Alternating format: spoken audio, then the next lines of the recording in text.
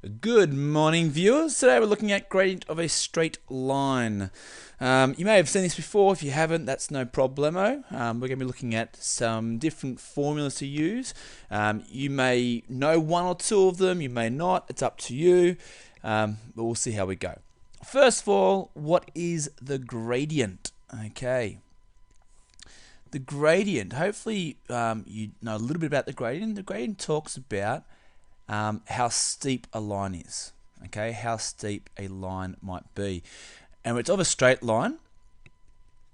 Okay, so for example, if we look at some points on a line, let's make this our straight line. Now mine's not going to be perfectly straight, but we'll see how we go. Okay, so we look at a straight line, for example, like that one. Okay, and we look at how steep a particular line might be. So let's draw another line, for example, like this. Not a very good straight line. Or even like this. Okay, where we have different steepness, okay, or we say they have different gradients. Now, the steeper the line, okay, the steeper the line, the bigger the gradient. And the less steep, I guess, the less steep, or the flatter the line, the less gradient you might have. So for example, we could say possibly the green line might have a gradient, and we use a gradient represented by m. I should have said that at the beginning. Gradient, for whatever reason, you might want to go and have a find out, and if you know the reason, because I've been teaching quite a few years, so I've never been bothered to find out. But if you know why the gradient is the m, you might want to comment on this and tell me why.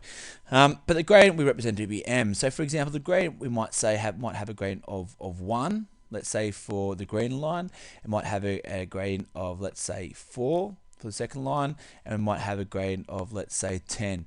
Now, those are not correct because I haven't actually looked properly at how to find the gradient. I've just chosen numbers out of a hat there, so please don't comment and say that all those gradients are wrong, because of course they probably are. We might say the gradient of the purple line, because that's the less steep, might be something like a third or a half. So you can see the steeper that line gets, then the more the gradient's going to be. There is another one that I haven't really shown, which could be a line like this that goes the opposite direction. And this might have a gradient of, let's say, -2. So if you have a negative gradient, it goes the opposite way. Okay, so often what I say, as you look from left to right, okay, so from left to right, if the gradient is increasing, it's positive. If the gradient is, or the line is decreasing, it's a negative. So what I mean by that, if you look at the purple line, from left to right, it's going up. If you look at this line here, from left to right, it's going down. Okay, so the gradient is basically talks about how steep a particular line is. So that's basically what the gradient is. How do we find it? That is the golden question. That's why you're here. Okay, so let's have a look at example. We're going to look at a line.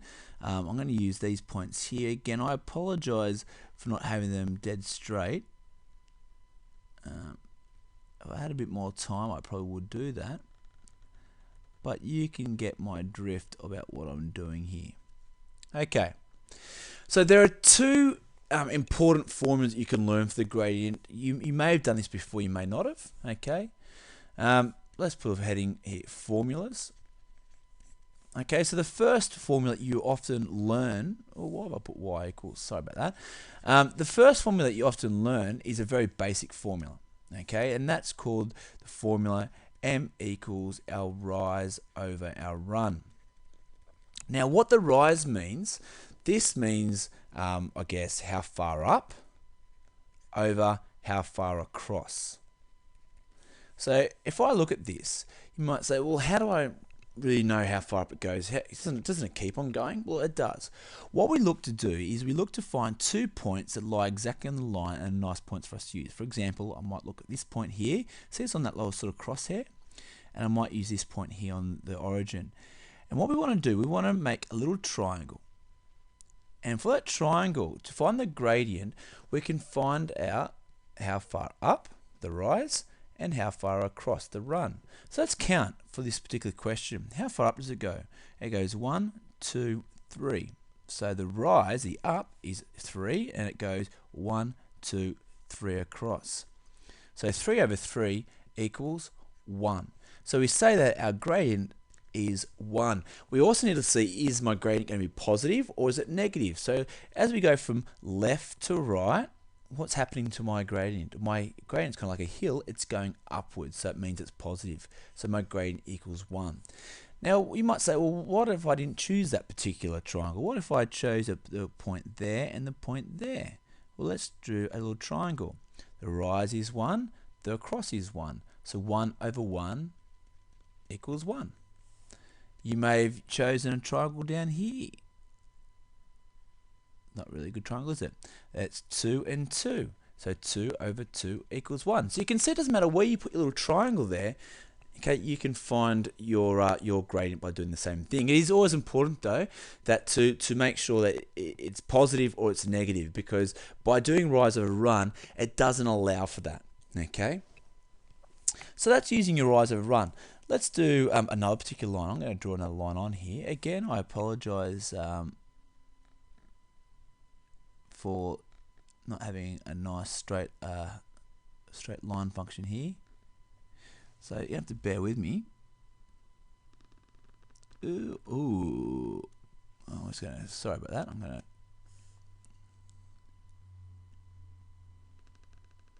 That's better.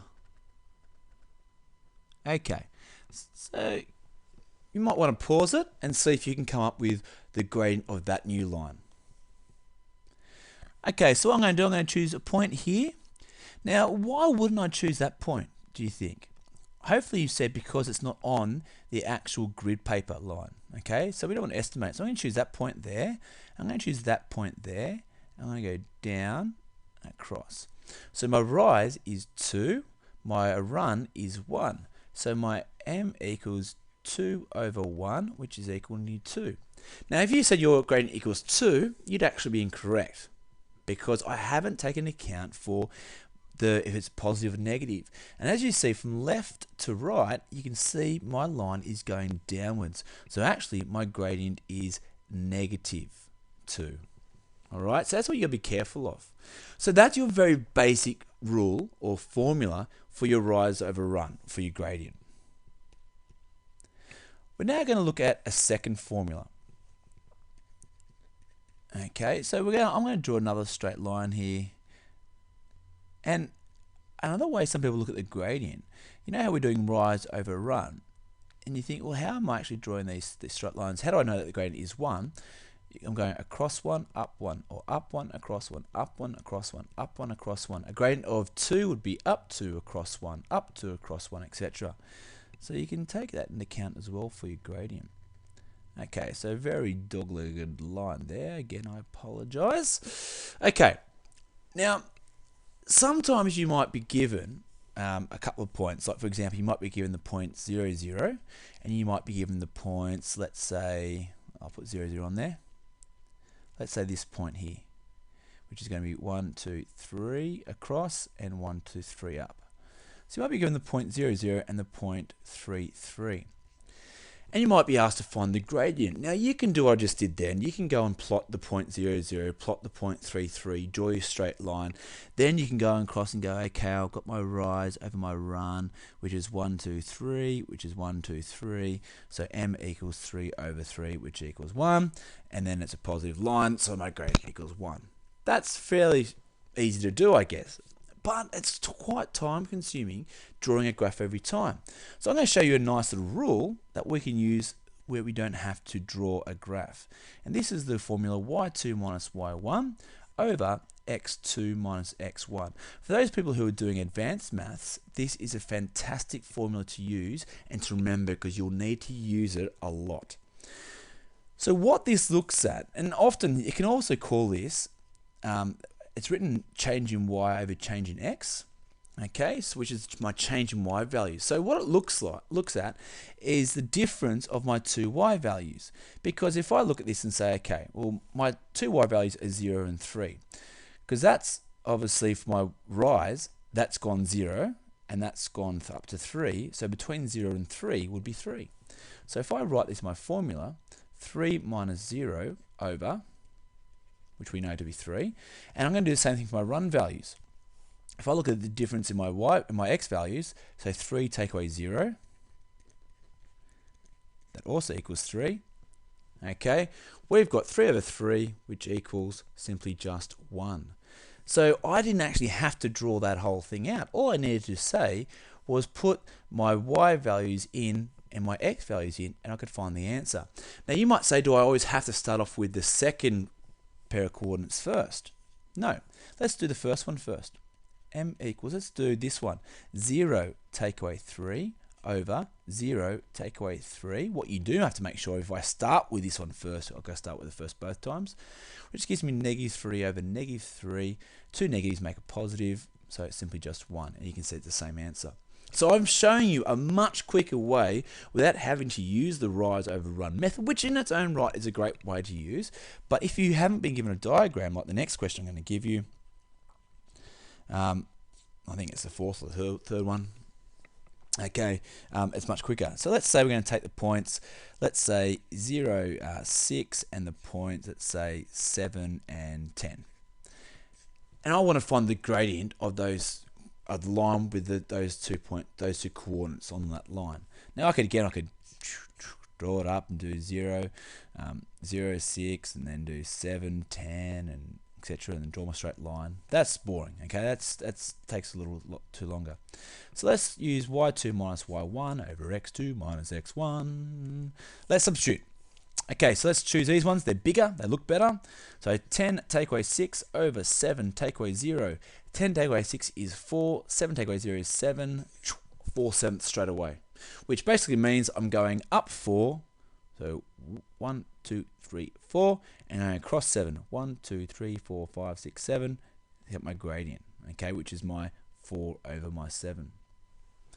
So you can see how much better using this formula is and how quick it is in order to do these questions. Okay, you could do a question like this, e.g., let's make up our own one. Let's do a hard one. We'll do negative 6 and negative 1, and let's do 10 and 20. Okay, let's see, this is going to be a big one. Okay, so let's do the same thing. y2 minus y1. So let's choose 20. So y2 minus y1 is negative 1 over 10 is our x2 minus x1 is 6, which makes it 21 over 16. And you can simplify that if you would like to, if you can. If you can't, if it comes up to be like a decimal, something yucky like that, just leave it as a fraction. That's how to find the gradient. Rise over run, y2 minus y1 of x2 minus x1. Nice and easy. Go through your examples. You need to know this. It is very important for coordinate geometry. Have a fantastic day.